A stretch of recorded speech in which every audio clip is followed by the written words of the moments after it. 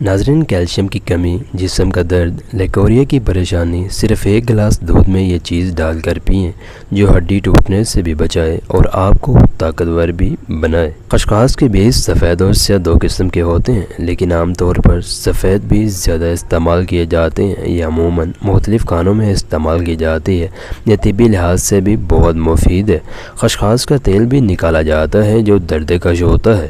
خشخاش میں magnesium, manganese, iodine, zinc, thiamine, folate, calcium, iron, phosphorus, omega 3 fatty acid اور fibre پائے جاتے ہیں۔ یہ انفلیمیٹری خصوصیات کے باعث دیگر بیماریوں میں بھی یہ بہت مفید ہے۔ اگر اسے بادام کے ساتھ پیس کر استعمال کیا جائے تو اس کی افادیت مزید بڑھ جاتی ہے۔ یہ دماغی امراض سے بھی بچاتی ہے اور دماغ کو طاقت اور مضبوطی فراہم کرتی ہے۔ ناظرین، اومیگا 3 فیٹی ایسڈ کی وجہ سے یہ وزن گھٹانے میں بھی مدد دیتی ہے۔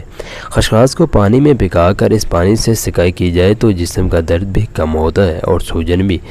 انہی تمام فائدوں کے ساتھ اگر آپ خشخاش کو دودھ، بادام اور چاروں مغز کے ساتھ ملا کر پکائیں اور ایک گلاس روزانہ پی لیں تو یہ ہڈیوں کو مضبوط بنانے اور جسم کو طاقتور بنانے کے بھی کام آتی ہے۔